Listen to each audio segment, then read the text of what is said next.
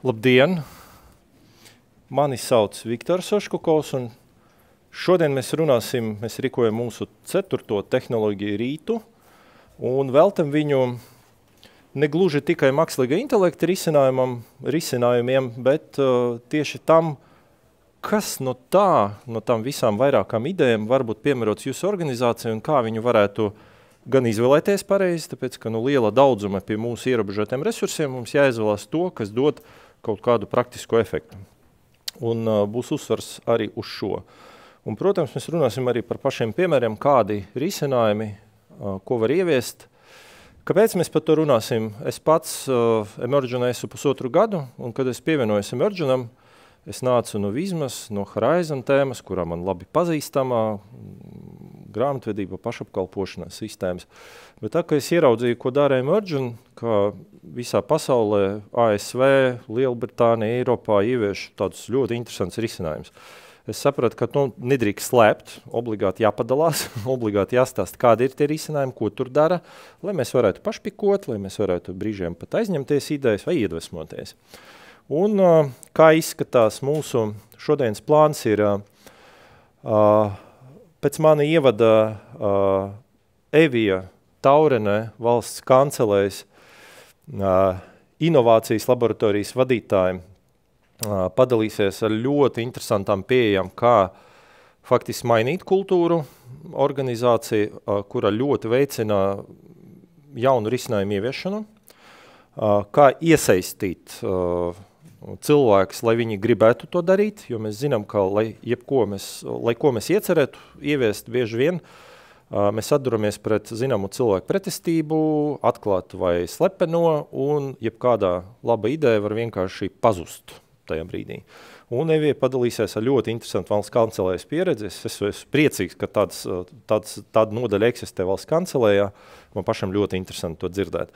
Tad mūsu valdes priekšsēdētājs un IT arhitekts Aldis Erglis pastāstīs par veiksmīgo eksperimentēšanas kultūru un elementiem. Eksperimenti mums daudziem, arī man, kādu laiku atpakaļ saisties ar kaut ko tādu nedrošu un nepārāk foršu, bet es sapratu, ka tā nav. Ka patiesībā eksperimentēšana ir ļoti svarīga, lai mums izdotos labs rezultāts. Un Muntis Rudzīts ir mūsu datu zinātnieks, cilvēks, kurš praktiski ir piedalījies ļoti daudzos ieviešanas projektos, pastāstīs, kā un kādus risinājumus var ieviest, tad praktiski piemēri būs. Un tad paldies Dmitrijam Nosko, Balta, mūsu lielākās Latvijas apdrošināšanas sabiedrības IT direktoram, kurš piekrīt arī padalīties ar savu pieredzi, kā viņi solis pa solim faktiski ievieš tos viedos robotiņus un kā viņi savus procesus pakāpeniski aizstē un atslogo cilvēkus.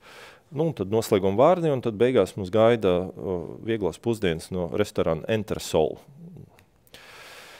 Tā, un mans ievads vairāk saistīts ar klientu orientētu pieeju mākslīga intelekta risinājumu ieviešanām. Es sākšu ar šādu bildi. Ja? Digitāli risinājumi un mākslīgais intelekts.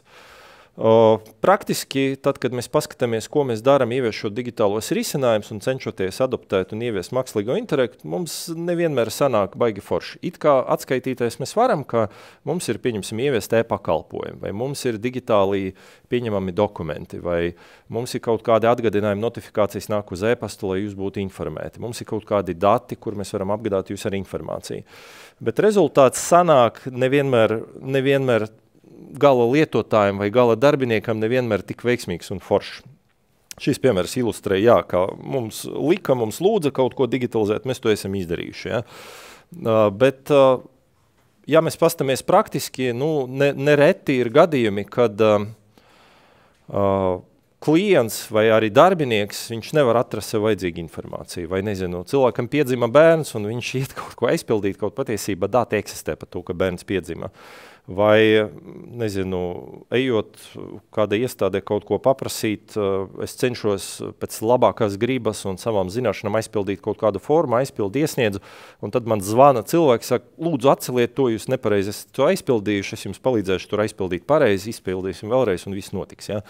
Tātad tur tas intelekts pieklibo un manā kā klienta pieredze viņa nav tik forša un veiksmīga. Es nejūtos pārāk forši un man varbūt negribētos atkārtot to ceļu. Ja? Un tas var būt saistīts, nezinu, ar pacientu, tas var būt saistīts ar aptiekām, ar studentiem, ar uzņēmējiem, kuri kaut ko dara, ar šoferīti, kuram neatverās barjera vai nezinu, kurš saņem sodu ne par to, ko viņš iecerēs. Ja? Nu, respektīvi, es arī izbraucot no stāvvietas, viss kārtība, man atverās barjera un pēc 2 mēnešiem es atveru, gribu aktivizēt stāvvietu, skatos, man rēķins 260 rēķini un tikšu tālāk uz priekšu. Ja? Nu, respektīvi, ir nianses šajā procesā. Un kā tad mēs varam izvēlēties un tikt pie labām, vērtīgām idejām, kuras dod ekonomisku efektu. Tātad varianti, kā tikt, var būt dažādi. Protams, mums pēkšņi var ienākt prātā ideja, wow, tā ir īstā, ja? Bet blaknē, ka gadās, ka pārāk reti tieši tā īstā ideja mums ienāk prātā, mēs varam nozakt vai adaptēt ideju. Mēs varam pašpikot, šie dara tā, mēs arī varam atkārtot, bet blaknē mums Latvijā katrs uzņēmums, katra iestāde tomēr ir unikāla. Jā, mēs varam pamācīties no Igauniem, ko viņi dara, mēs varam pamācīties no ASV organizācijām, bet mēs esam joprojām unikāli un mums vajag tieši pielāgot, kā mums vajag. Ja? Mēs varam mēģināt uzlabot esošo, bet tad mēs nepanākam izrāvienu. Mēs darām kā līdz šim, kaut ko uzlabojam, bet tas izrāviens nenotiek, cilvēks joprojām nejūtās labāk. Varam izgudrot paši, bet blaknē šeit var nesanākt. Mēs mēģinām izgudrot, ieguldam resursus, iztērējam naudu, savu laiku, atmetam kaut kādas citus svarīgus uzdevumus un rezultāts nesanāk. Tā kā riski ir pietiekoši augsti. Un, ja mēs skatāmies no organizācijas viedokļa, mums ir budžets ieplanots, mēs nevaram vienkārši atļauties izmest naudu bez garantēta rezultātā. Mūs var sodīt par to, ka mēs esam uzņemušies iniciatīvu, tas ir tas varbūt bailes, kas mūsos dzīvo, un katrā cilvēka viņi dzīvo, un tas ir saprotams. Ja? Kā saprast, kas ir nepieciešams tieši jūsu organizācija? Es gribētu uzdot tādus jautājumus, vai klienti var orientēties jūsu pakalpojumus, vai viņi zina, kurā brīdī, kas ir vajadzīgs, kur man jāiet, kas man jādara. Vai katram klientam, ejot savu klienta ceļu ar savu vajadzību, gadās pa ceļam tieši jūsu pakalpojums. Vai viņš kaut kur iemaldies tas pakalpojums citur un nav tieši saistīts ar klienta ceļojumu, tā kā client journey, tāds populārais vārds, jeb klienta gaitām. Tas pats attiecās ne tikai uz klientu, bet arī uz darbiniekiem, jo principā, Ričards Brensons arī teica, ka klients ir 2. vietā, 1. vietā darbinieks. Ja darbinieku parūpēsties, tad darbinieks parūpēsies pa klientu. Tā kā arī darbiniekam jārada ļoti foršu tādu vidi, kurā viņš nav pārslogots, nepardeg no neskaitāmiem Exceliem un jāmēģina viņu atslogot no tā. Ja? Un šeit es virzu uz to, ka mums nebūtu jākautrēs uzklausīt sūdzības, palasīt komentārus, papētīt, ko cilvēks tieši dara, kā viņš ir nonacis līdz šai situācijai. Nevis uzreiz mesties viņam, te taču viss rakstīts. Ja? Bieži vien mēs varam teikt, ka jā, šeit ir instrukcija, kā izmantot pakalpojumu, bet es nesaprotu viņu, es viņu izlasīju, es nesaprotu šo instrukciju. Arī darbinieks var justies izmisis, jo viņš cenšas saprast, bet viņš nesaprot, kur iet. Ja?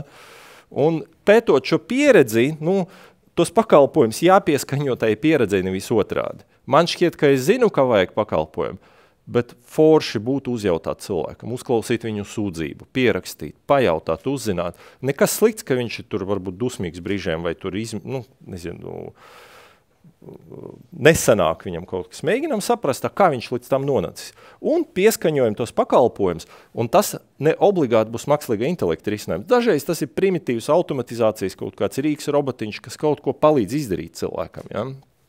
Tāpēc mākslīgais intelekts nav varbūt pašmērķis, bet rīks, kā uzlabot šo pieredzi. Un risinājumi var būt ļoti dažādi.